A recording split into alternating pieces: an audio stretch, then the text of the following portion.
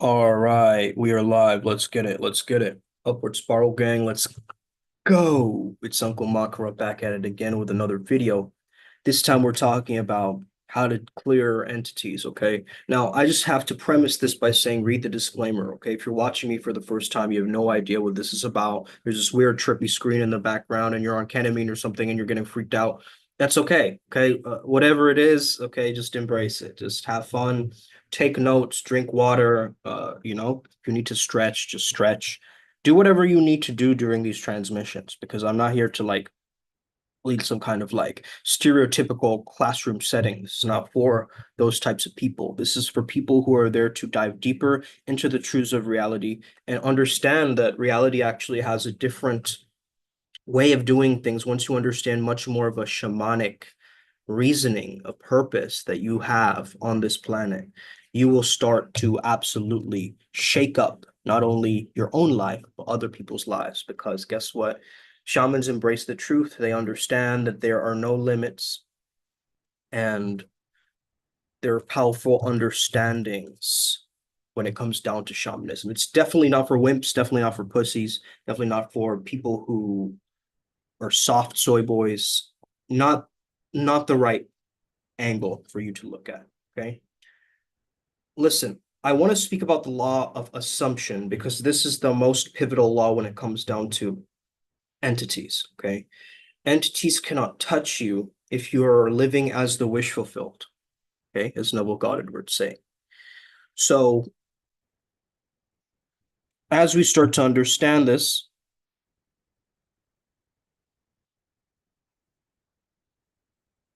okay, so understanding entities and their presence. Okay, so these are a couple of things that you've got to watch out for. Entities arise when we crave something external to feel complete, correct? They arise when we feel that I don't know, I'm missing something. I feel this sense of lack. I can't get it yet. There's this feeling of longing. There's this feeling of desperation that comes in, the sense of neediness that comes in. Instead of what? Knowing it's right. I have everything I need, I want. Okay? This mentality gets you connected up. So, one thing to understand is if you do any kind of entity work and you're an atheist, right? You are just in your own world, you're trying to manipulate all these energies and emotions without a connection to source. You're going to not be in this paradigm because connection with God brings wholeness. Okay? We feel renewed each day and experience eternal peace when we can reside in this divine perfect state, this harmony within, right? This heaven within, kingdom of heaven is within. So we feel renewed each day and experience this peace when we connect with the source. Now, some of these entities serve as teachers, okay? They serve as teachers to remind us because they present lessons, challenges, and discomfort. They're there to remind us that we are inherently without fear as divine beings, because fear is a signal of separation. Okay. So even the word, I saw AZD posted this as well. The word demon, demon, mon comes from moon. Moon is what? The lunar subconscious, symbolizing emotions, right? Emotional turbulence. So whenever you feel that you have negative emotions, it's usually from these archons, these entities, these demons, okay? That's what I want you to understand. Next thing we have to understand is a desire should feel like you're already fulfilling it. Okay. If it doesn't, it's a sign of disconnect or unresolved emotions. So if you feel a longing or a kind of unfulfillment, you definitely magnify that because you're observing that, right? And your observation shapes reality. So desire should feel like fulfillment. Desire should feel like I've completed it already. Okay. So thought patterns, such as thought loops, represent the kingdom of hell, right? The kingdom of heaven is through presence. Kingdom of hell is through these loops of thinking. So the key is to release the idea of doing, okay? Instead of doing, you just recognize your thoughts and you get conscious of your thoughts and you understand that's not me, right? When you can understand that your thinking is going towards a very negative place and you're becoming a seer, you're becoming the pure awareness again, to witness your experience without judgment, you notice that's not me. This is the way that you can distinguish, right? Because pain and discomfort signal opportunities for healing, okay? And misusing your life force energy through, unhealthy relationships with many partners or like stress or, a bad lifestyle that leads you to being more vulnerable to spiritual attacks. So entities thrive on unconsciousness. This is what we want to understand. Specifically, we're talking about negative entities. They thrive on unconsciousness, emotional distress, in environments with a lot of negative energy. Okay. Oral weaknesses from surgeries, it could be from trauma, it could be from addiction. They create these openings for these entities to enter. So places like hospitals, okay? A lot of sad energies in hospitals, right? Cemeteries, again, very dark, messy spaces. Spiritual hygiene, such as, you notice that people in the East, they remove their shoes before entering the temples and sacred spaces, right? You don't see people taking off their shoes and going to church, right? But there's some powerful thing that they understand about entity attachment because these entities can come in through the feet. Okay. So we understand this in the East, and there's a very deep understanding that they come in through the shoes because if you don't ground your feet on the grass, they can come in through the shoes, right? The place where you place your feet on most of the time. So of course there's an idea of soul loss, like from like long periods of unhappiness, or you get into a depression or maybe an injury or car crash, something like this, you know, then you need to reintegrate any lost soul pieces during that trauma, right? So you have to close aura gaps that prevent newer entities from attaching to you. Does that make sense? So they can manipulate your thoughts and create feelings of anger, fear, despair. We have to be able to distinguish from our own thoughts and these external influences, right? So what do we need? What are the best defenses against entities? Iron, discipline, and lifestyle integrity. Let's change to discipline. Okay. Iron, discipline, and lifestyle integrity. They're the best defenses against them. They'll leave you alone, right? Integrate your shadow, mature your ego, and live with purpose and alignment. That's it, right?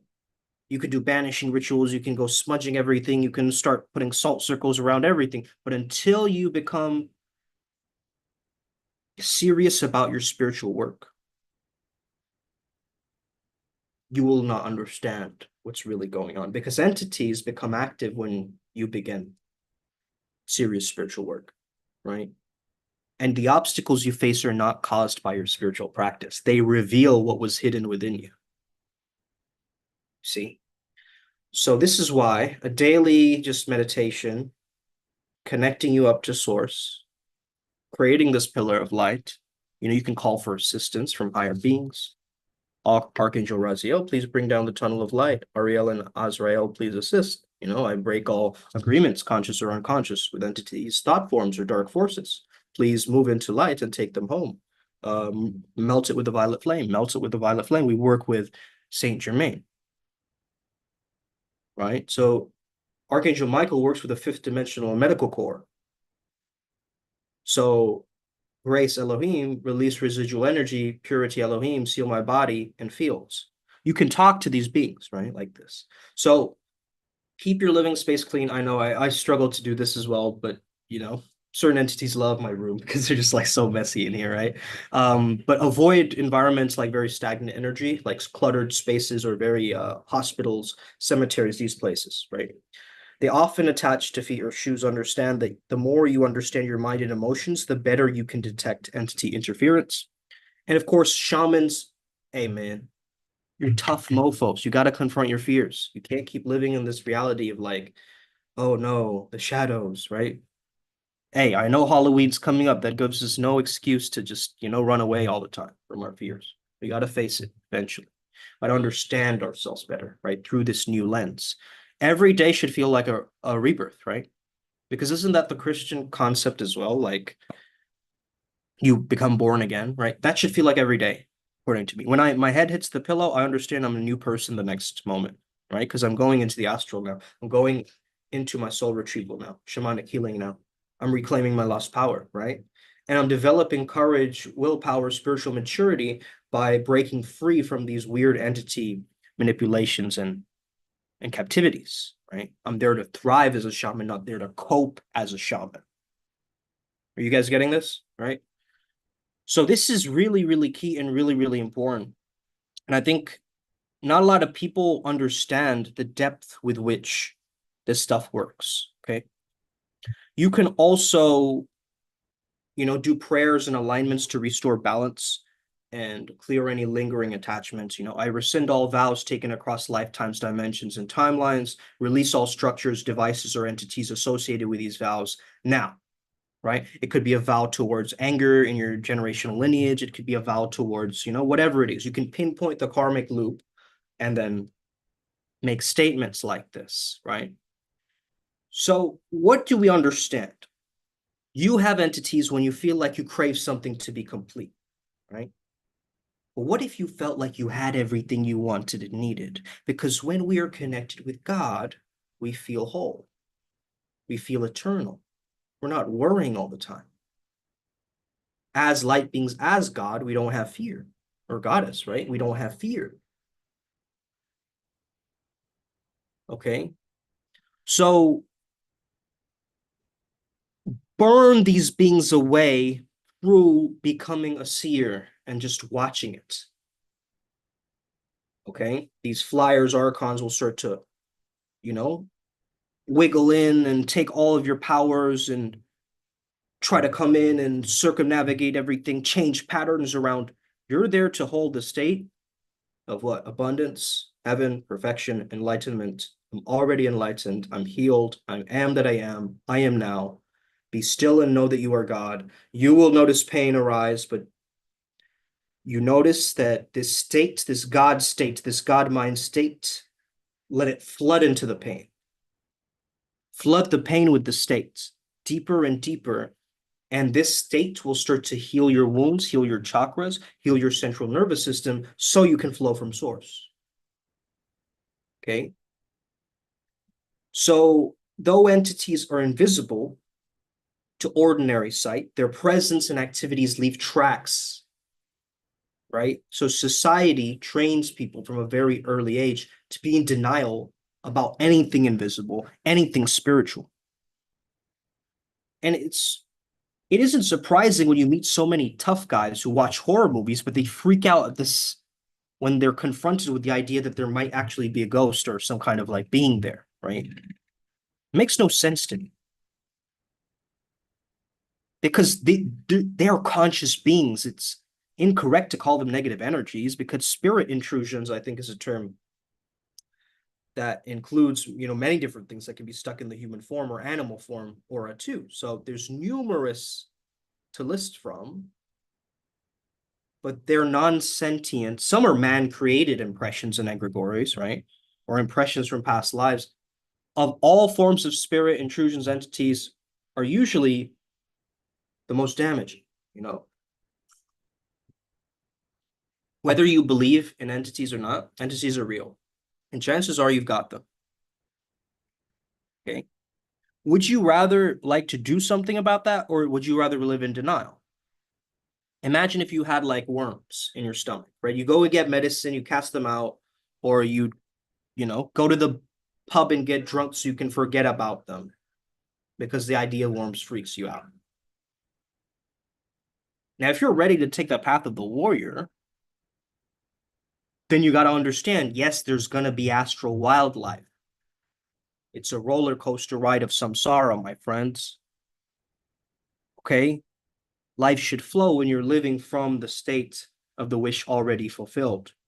The law of one, the law of assumption, which comes from the law of implication, and to assume something is to imply something, which then transforms that towards the reality because the subconscious mind cannot tell the difference between real and imagined. So there are many reasons why people have entities.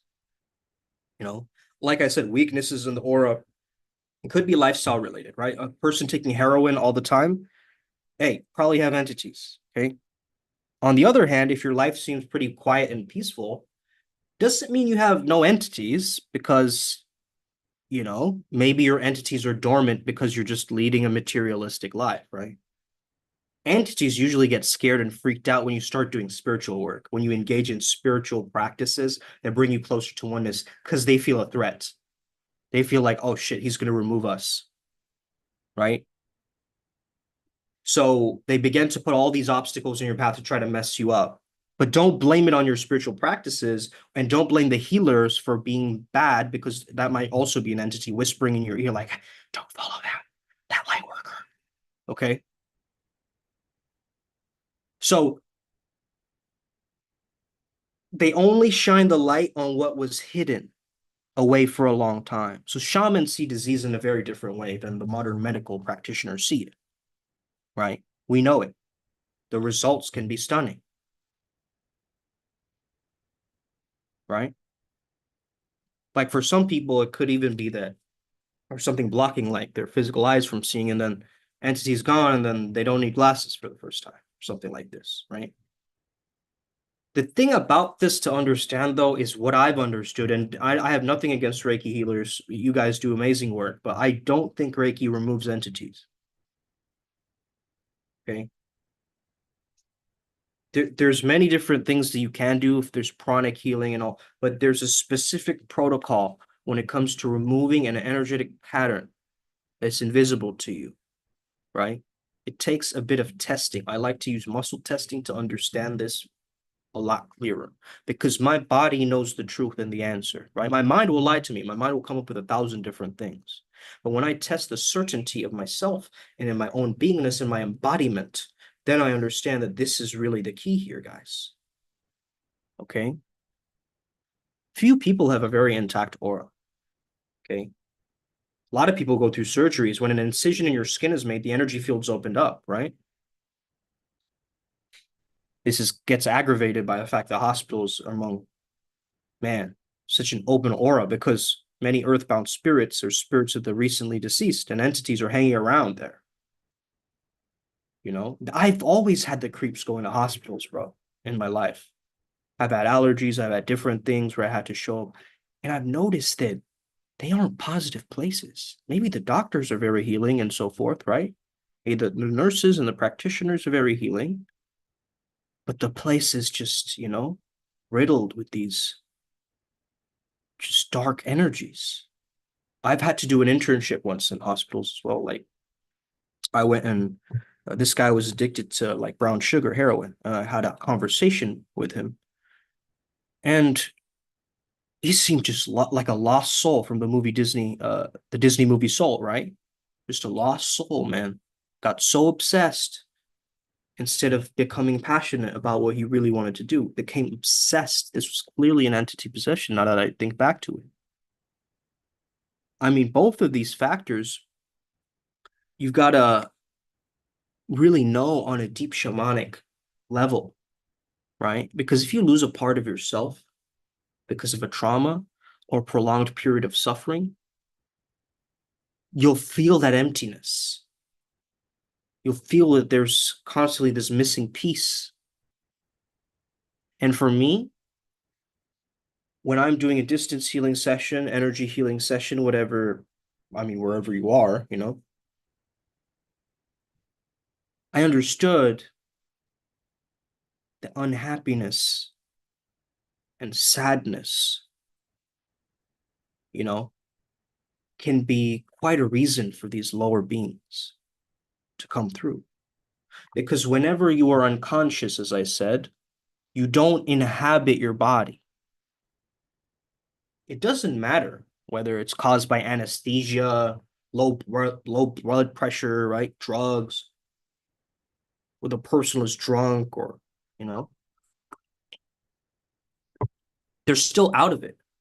They're out from the now. So if you've ever been really, really unmindful, really, really unconscious, you could have a serious entity problem. Sometimes it's so negative that the mere contact with a specific person is enough to transfer entities to you. In some cases, I'm saying, not giving you more fear here, but like lice, let's say, they jump to a fresh new, source of energy from time to time, right? Let's say you have a couple of glasses of wine or surgery or something, right? Some holes in your field, and then you go out one night just talking to all these people, and some of these entities jump over, or maybe they're even sent by a sorcerer or something to you, right? And if they're in an area where they see you as an easy victim, because your energy field is wide open, baby, right? In other hands, if you're well shielded, you have your kind of visualization, a white shield, you understand you have your deities protecting you, you have all your shit together astrally and in regards to this path, then they're not likely to go for you, right? They'll look for an easier victim because even a lion hunts the weakest animal in the herd, right? That's what happens. If you're so weak and pussy and like you're scared of these beings, they'll attack you more. That's what I've understood, man. Because places that have stagnant energy are favored by entities. Okay? They're favored by them. So for this simple reason,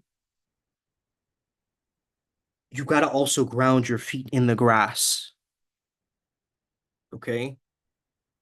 When I first started astral traveling, the first thing I would do after separating from my body was to turn around and look at my physical form, right? Which was actually the worst thing to do, right? Because it created the shock of seeing myself from an outside perspective. And that sent me right back into my body. And this happened over and over and over and over and over again. But with practice, that separation process became easier, right? I let go of the fear, right? That I'll be able to stay outside my body longer, long enough to explore and enjoy the experience. Your astral body is always connected to your physical form through the metaphysical silver cord. Now, some people can see this cord or some don't, right? But just know it's there. It can stretch as far as you need it to, even to like other planets. The only time this cord is severed is when the physical body dies. So now that you can separate your consciousness from your body, what's next? You can start by navigating your immediate surroundings, like your own room. But as you gain confidence, you'll be able to move around to your street, to your town, any place you desire. It took me months just to get outside my room. Okay. So it's not easy. More advanced travelers have reported that they go into the past and the future too. They can visit people beyond the realms, contact loved ones who've passed, explore realms beyond the physical. I mean, really, the possibilities are endless when you can really master this. Now, we haven't really mastered astral projection to that level because we are more concerned, let's just say, we're more focused on peak performance and getting things done and just living that priest lifestyle and being able to not have these states of mind that attract entities like self-pity, denial, loser mentality, you know, learn how to become a savage shaman. Have the iron discipline and understand that you are working on raising your awareness to a point where you're able to examine all your thoughts. You must learn to be very discerning, very observant. It's not an easy task, but it's definitely doable. true spirituality, not religious dogma. Religious dogma probably does worse for it. Like I've heard so many people saying that I've walked into a church and felt these negative, heavy energies, right? I've had many people say that. Nothing against that or blasphemous or church. I'm just saying that beware of the intermediaries. Beware of what's really happening underneath the surface. Spirituality is your direct connection to God, Goddess, all that is, right? The Great Spirit, as they call it in Native American cultures as well, which goes beyond the idea of religion, dogma, and the detour of intermediaries. But it does mean integrating all your personality. Okay. So, what's the best thing to do? Integrate all aspects of your personality.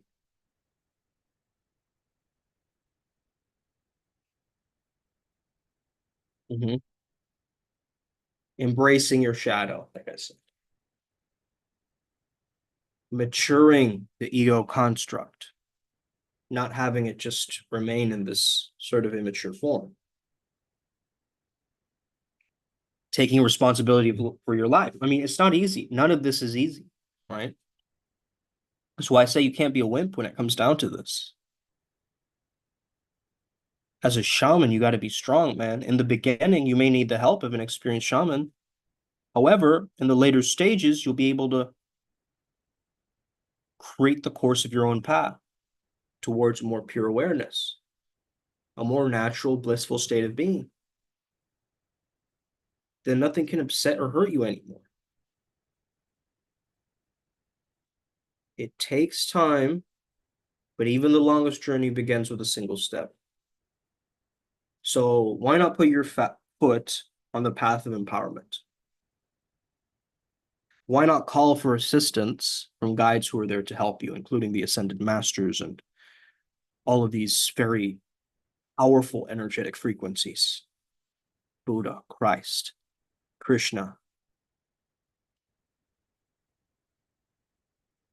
And why don't you take away all of these old energies as you call for assistance and understand that your life is a journey towards wholeness? Okay.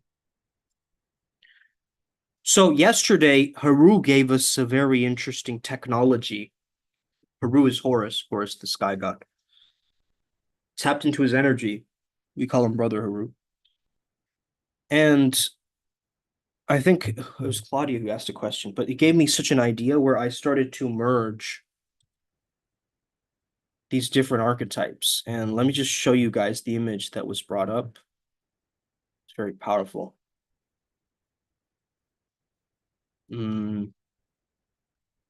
Let's see here. So Ryan G made this one.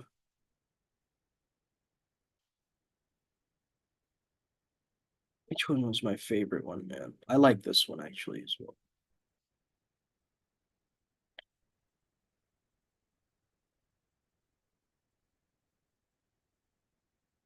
All right. So this is cyber shamanism. I'm just showing you guys this. So Chief Deno is my tiger deity, the anamorph deity I work with, and he's my root chakra. And then, going up, we have Shivka Masmadeva, which is the parrot's wings, right? So we see the wings here. And then, of course, we have Janus, the two sides of the wings, so one side, another side flipped. And then we have my heart chakra, Shiva, third eye, Haru, also third eye. I mean, Shiva is more so associated with my heart, Hermes, my throat, which is again the wings, which symbolizes Hermes. Um, my third eye, which is associated with Horus, and my crown associated with Osmosis. Osmosis is a different name, but it's too difficult to pronounce because it's in Alpha Lyrae, it's in Vega language. So he's just said, come up with a name for me. So I just call him Osmosis, like Osmosis Jones, the cartoon, right? So that's the alien, the little, UFO. But all of this created this one image, right? It's kind of symbolizing the imagery of flow state, right? So the coming out like this, and of course we have the charisma yoga that we're currently, I mean, it's formulated in terms of the 5-day challenge. So everything's coming together, right? Everything's piecing together. And it's very important that we understand this image because it combines all of my main 7 deities together, right? So it makes it a potent image like this. And what I thought about the new kind of level up for deity yoga is to understand, like, for instance, you take the deities' little acronyms of their nicknames and you kind of put them together, right? Like, for instance, I think Claudia said, Mama Dakila, a Lady Lito. I'm sorry to reveal all of yours, Claudia. I was just using it as an example.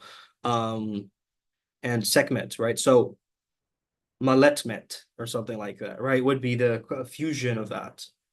And if you understand and split it up almost like a character profile, that what are their appearance look like? What are their skin? What is their clothing? What are they wearing on their head? What do their eyes look like, right? What are their voice? All of these different things you figure out when you're like drawing a comic book or you're directing a movie. You have a cast of characters and you have a character profile, right? So once you create a character profile for all these separate beings, then you can find the overlaps. And as a shaman, you gotta constantly look for the overlaps, man. Right? That's how you're going to really be a king or a queen in this art form, right? Like really just dominate it and dominate the metaphysical world, right? Good content, adjustments in process, starting with feet. Yes. Astral map awareness, different for real. Simplicity of essence, reading the field, a gift bestowed on the chosen ones. For example, us. Yep. Absolutely. Absolutely. And this is really amazing because, once we understand I have everything that I want, it's already here, it's already mine, and we tap into that God state, we're in such a powerful state that entities do not want to fuck with that state. You guys get that? I am that I am is such a powerful state that no being can match up to that God power.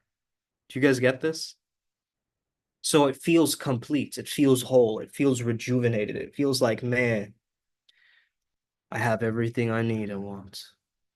I have everything I need and want. I have everything I need and want and more, and I'm grateful for it. Hold this state.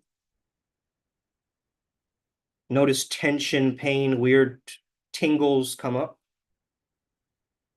And with this state, with this light, I want you to blend it into the tension and the pain from anywhere in your body. Just blend it with that God state. Sort of like this, okay? Imagine like this. So you have wings, you're connected, you devour these little entities like a snack. Tasty.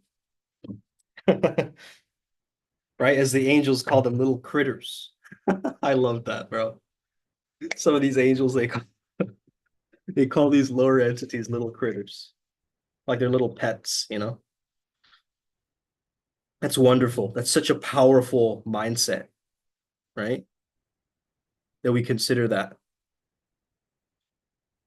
So this is kind of summing it up. I said what I needed to say about this, but I guess there's more to be discussed. So if anybody has any questions, feel free to ask. I am slowly wrapping up the tickets for New Zealand today, and so figuring some things out in regards to that. And yeah, it's going to be really interesting, man, if you practice this. Right before, this event that's coming up, it's going to be very, very interesting. Let's just say we're going to go on road trips. We're going to see a lot of different places. So it's going to be exciting. Okay. Now, I want you guys to also notice something. Okay. You can take a simple object. Got this from Circa. He starts posting all these videos that I find quite fascinating. He's talking about focus in one of the videos. And I took a few notes. So you take a simple object, right? Any object. You take like let's say a highlighter. This highlighter, I'm noticing it, right? And I focus on it for 5 minutes without distractions, no phone, no music, no external stimulus, just silence, just this and this object. As you practice enhancing your sensory awareness, you will notice more and more intricate details that you've missed based on this one object, right? So you're mastering focus across domains. It doesn't mean extending it to longer sessions all the time, but learning to apply the skill to different contexts, like presentations or like projects that you're doing, right? So true focus reveals clarity and insights, right? Pulling you to organize ideas more effectively, like a genius pulling order from mental chaos. That's what genius is.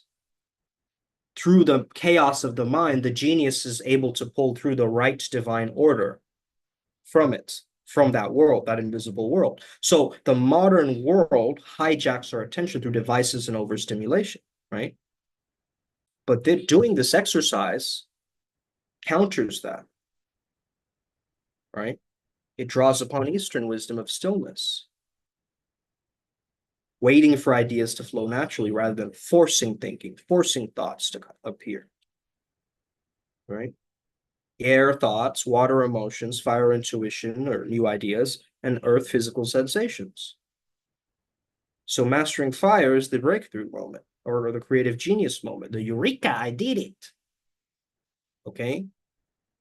So we've got to develop focus not as like some kind of a dramatic change that we make, but small, subtle shifts in awareness, right? It's like flight simulator, right? You're going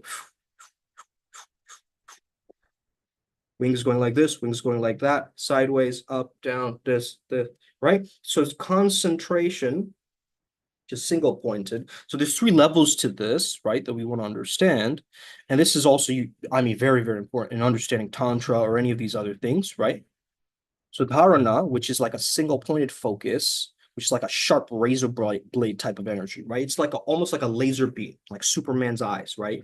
The dharana is like single pointedness. So it's like takes all the excess energy, like this, like scattered like a light bulb, and makes it laser beam. But the same energy in the light bulb is in the laser beam.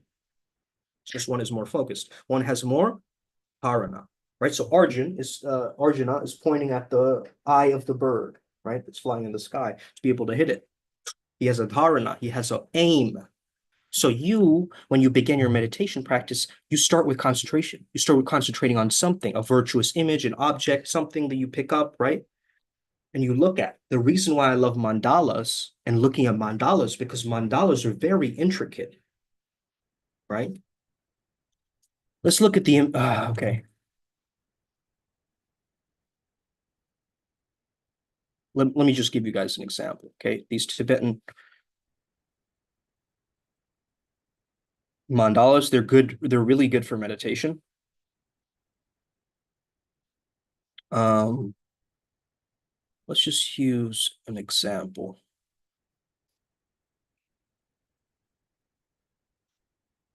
What's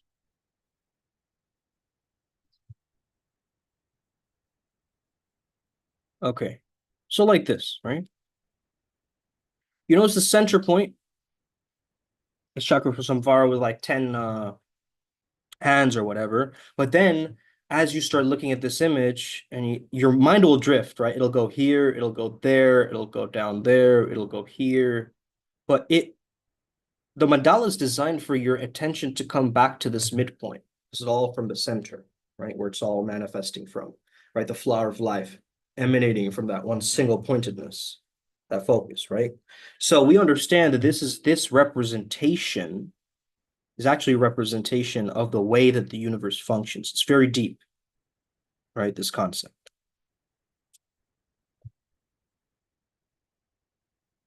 So Dhanya,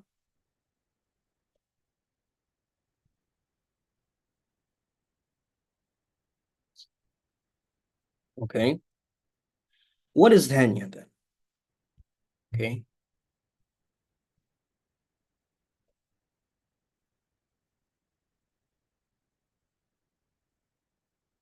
So The way that I would describe Penya is basically meditation, but it's also uninterrupted contemplation. So it's where the flow of awareness becomes steady and the distinction between the observer and the observed starts fading. Okay. So this is where, like a magnifying glass remaining steady, directs the sun's rays without shaking. Okay.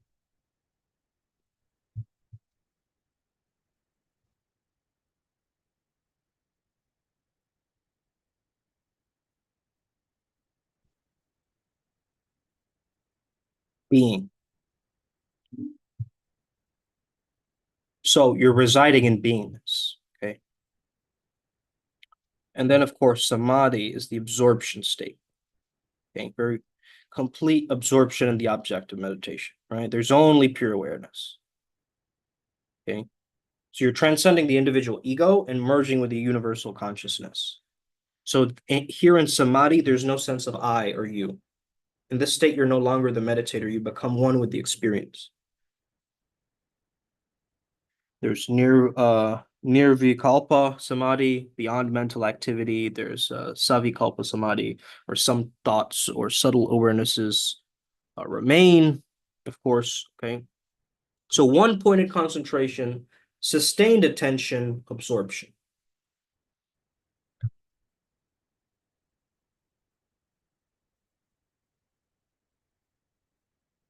Okay. So this one I would describe as a becoming.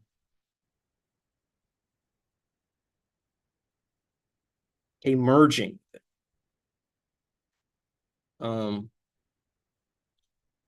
Hold on. How can how do I explain this? Paste as key text only, paste as table, paste as sticky notes. Hmm. Okay. So let's say the stage is dharana. The focus is one pointed concentration, right? Single pointed concentration. So this one is like you're giving effort to focus, right? So the experience you're going to have of this is your mind wanders, but it's still being redirected.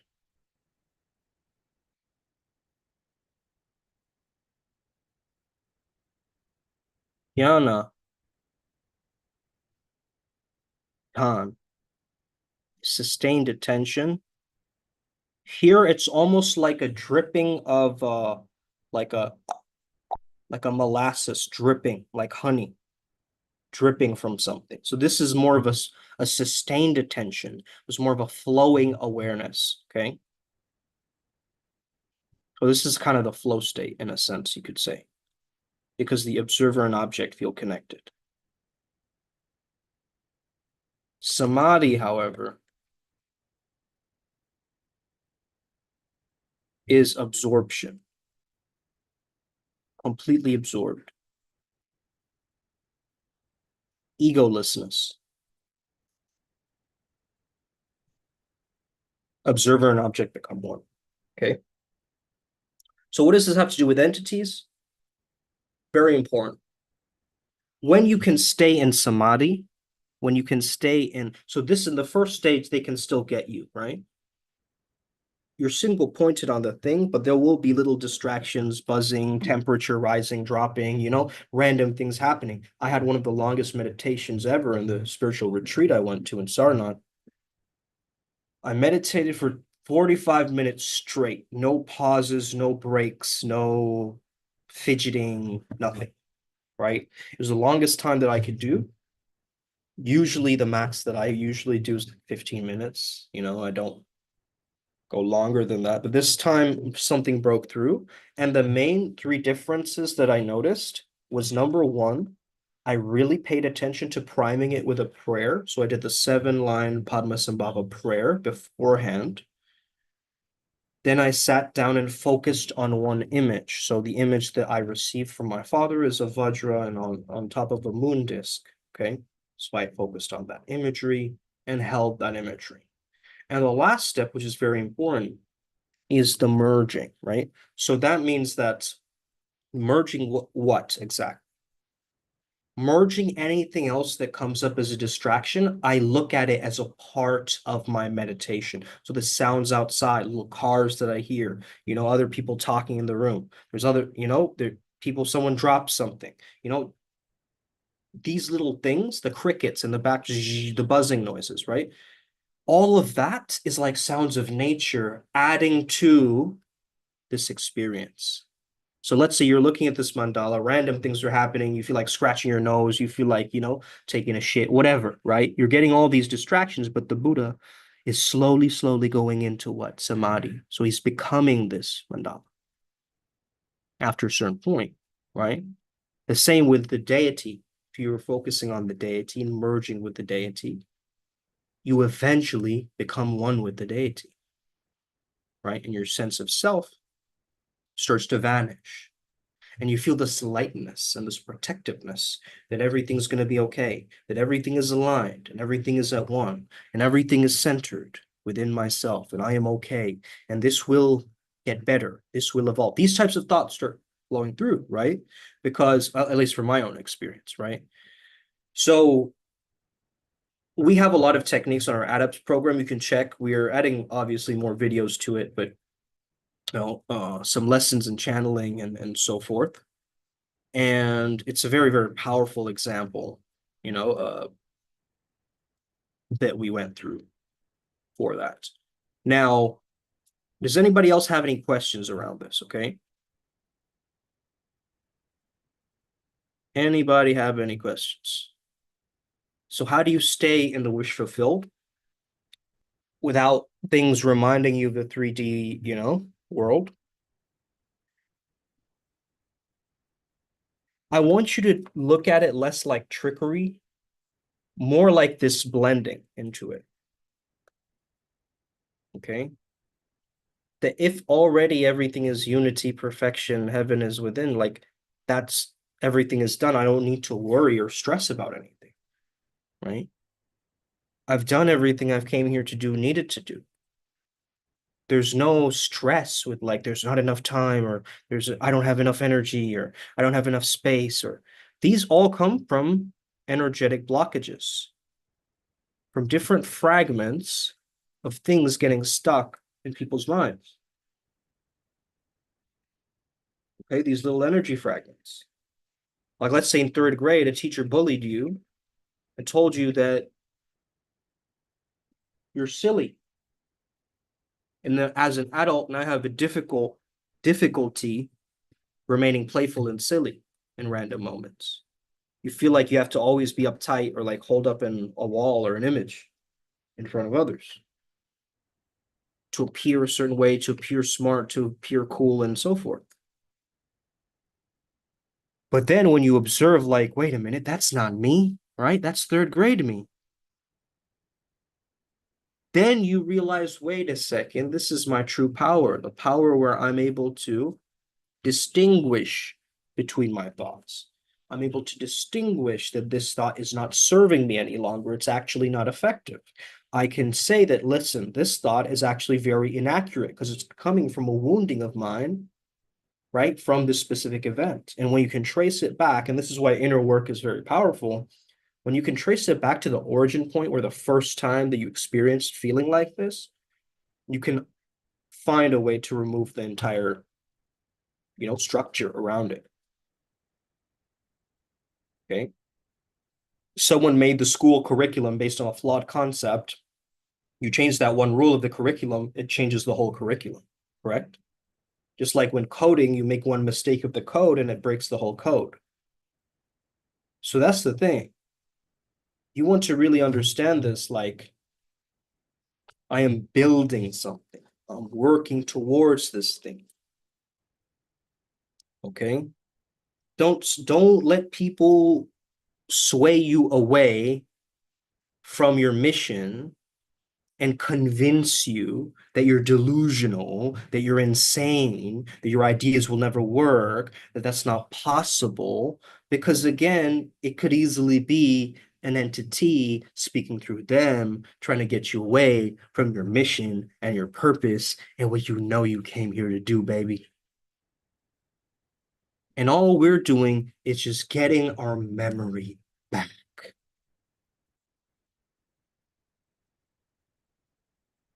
Do you remember when you became an adept? Okay, we're getting our memory back. So we're going, wait a second. I have been in Atlantis actually, in Lemuria. This is where I've belonged.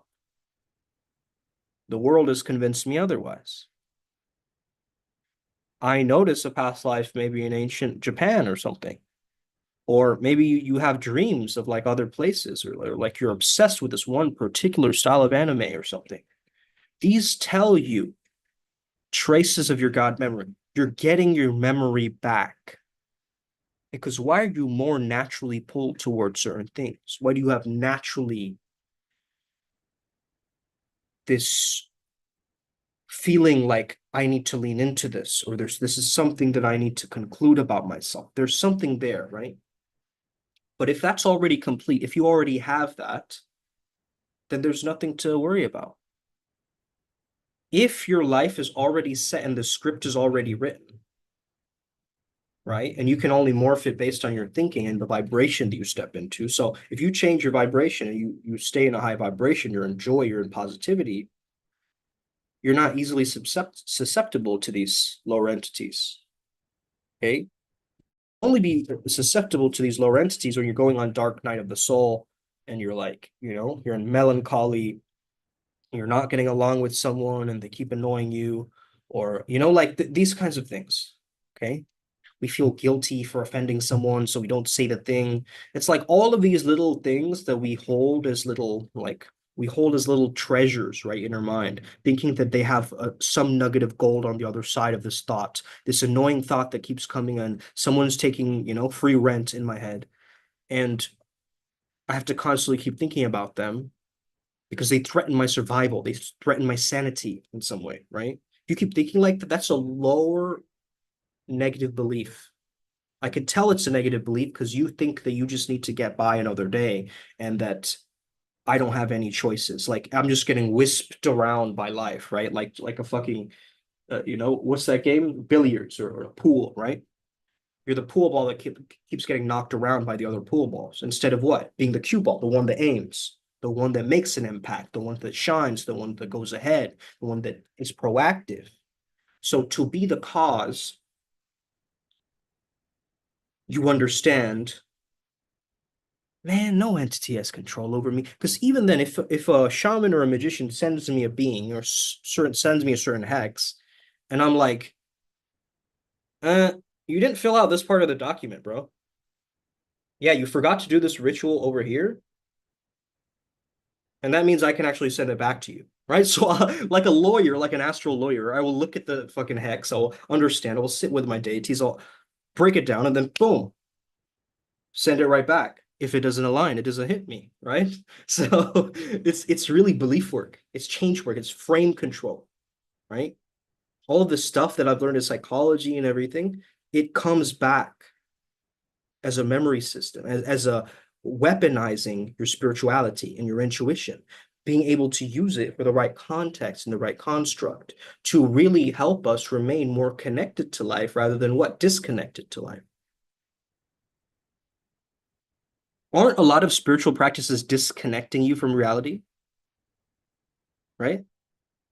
Isn't just another form of spiritual bypassing and escape rather than what? Using spirituality to face this world, to lean ahead. This is what Primal Sutra is doing differently, guys. We're using the spiritual technologies. And yeah, we have apsaras and yadams and weird, we have all these technologies and these words, but that doesn't mean that we are away from our personal mission. because our personal mission aligns with this mission of us understanding our origin point, our primal self, our primal sutra, our primordial essence, the thing that was always there, the preconscious mind, the uncarved block, right? And as we remember, we get our God memory back, we get our awareness back, and the observer and the object become one.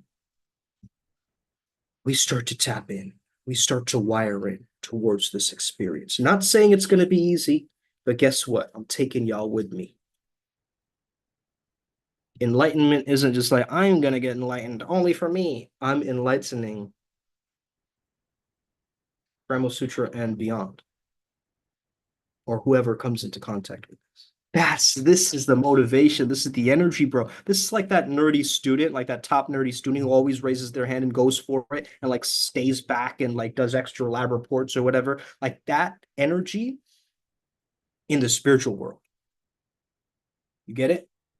Like that energy of curiosity, expansion, innovation, newness, right? That's where the wealth is also hiding, right?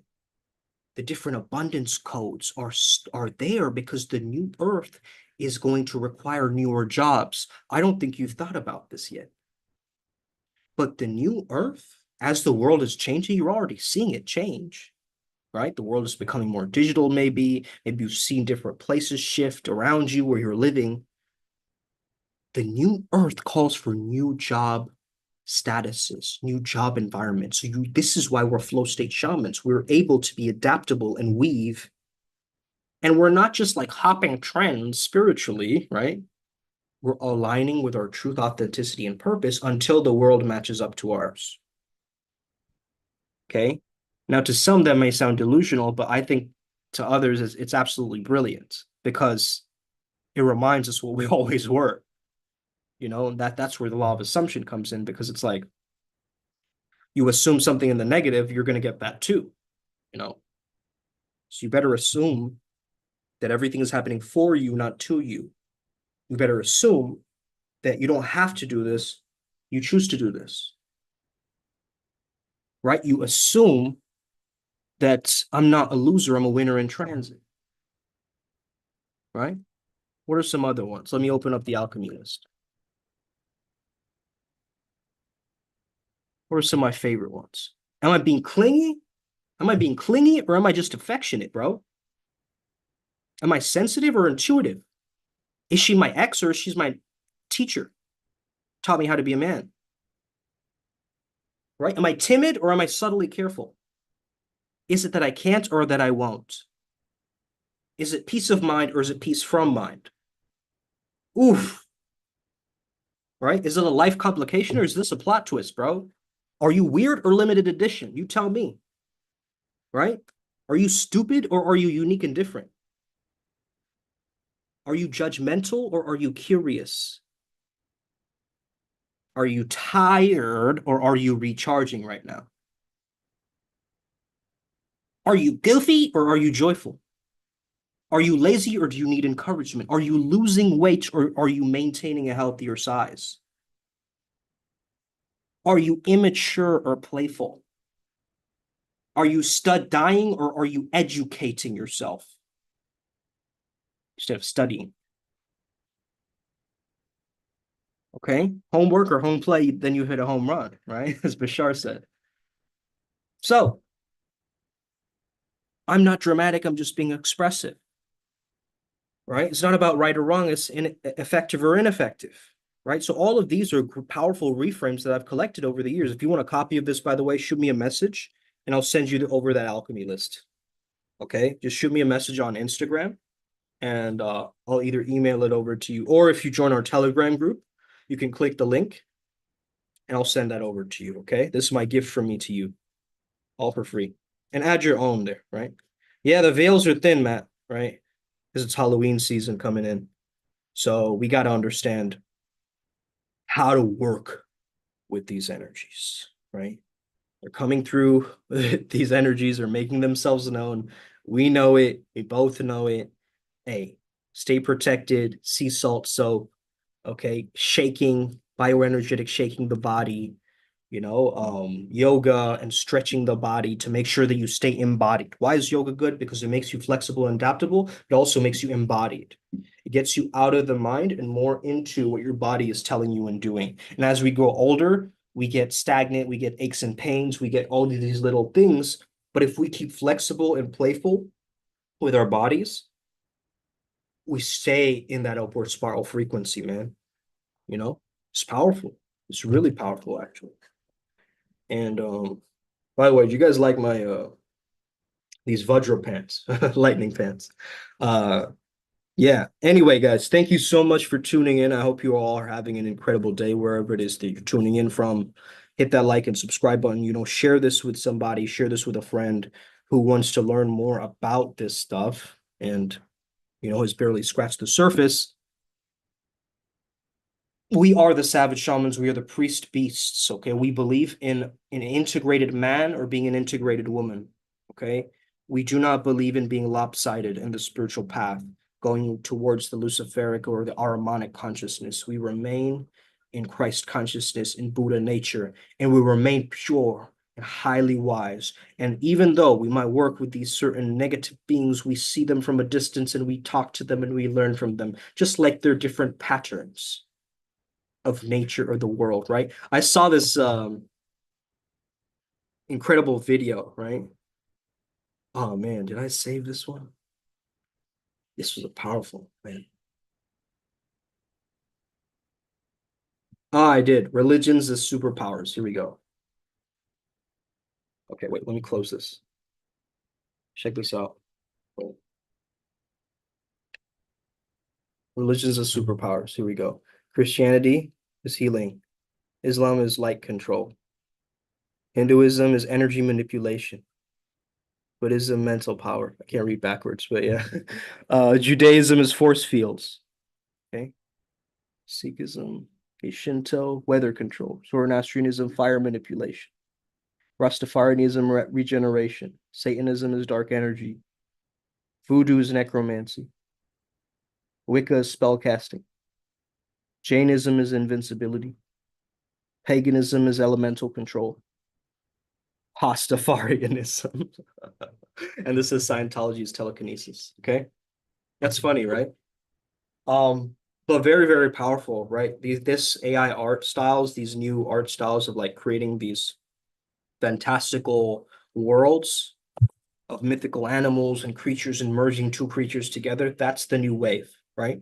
But we're already catching on to this even before this becomes a thing, right? Ryan G sent me these videos of like even like this these characters like Rapunzel from the movie Rapunzel in Disney, like as a kind of seductress archetype. And I was like watching it, I was like, what the they can make this stuff, right? Like AI has gotten so strong and powerful. And we also understand things like deep fake and things will be so difficult to tell what is real and what is fake in the future, right? You guys understand that? That people will have a difficulty in understanding what is reality and what is fantasy. So this skill of discernment is not only going to help you as a shaman, but it's going to make you not fall into the same BS traps that other people are falling into because you understand, right? You know that you're not going to get wrapped up in some kind of crypto scam or some kind of way that your money was distorted from you, or you're not going to get gullible, right, on this process because you're going to be sharp as a shaman and you're going to be able to pick apart what is no longer serving you and what is no longer working. All right. So thank you guys for tuning in. This was a very long session, I feel like. But yeah, I hope this helped you out. Have an incredible day. May the flow be with you and stay legendary. Let's get it today. I'll see you all in the astral. Okay.